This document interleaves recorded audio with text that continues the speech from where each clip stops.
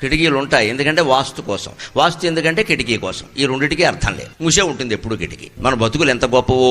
పైగా గాలి లేక వ్యాధులు వస్తున్నాయి, కానీ పర్వాలేదు, దీనివల్ల ఒక ప్రయోజనం ఉందండి. ఇప్పుడు ఈవేళ పత్రికలో చూశాను, 99% మంది వాయు కాలుష్యం వల్ల దెబ్బతింటున్నారు. కిటికీ తెరిస్తే ఏదో గాలి వస్తుంది, మనం తెరవంగా. కిటికీ ఎందుకు పెట్టాం? వాస్తు అండి. 8 పెట్టమన్నారు, 8 పెట్టాం అంతే. వాస్తు ఎందుకు చెప్పారంటే కిటికీ తెరవడానికి, నేను మూసేసి కట్టెను పెట్టడానికి కాదు. ఇక్కడ మనం వాస్తున్న పిచ్చి శాస్త్రం చేశాం. 8 కిటికీలు పెడితే మనకు అష్టైశ్వర్యాలు ఏం రావమ్మా, దోమలు నల్లులు వస్తాయి, బూజు వస్తుంది. కిటికీ వల్ల ఆస్తులు రావడం ఏంటి అర్థం లేకుండా. మనం కష్టపడి పనిచేస్తే డబ్బులు వస్తాయి, మన మనస్సు బాగుంటే అందరూ బాగుంటారు. ఈ కిటికీ వల్ల రావడం ఏంటి?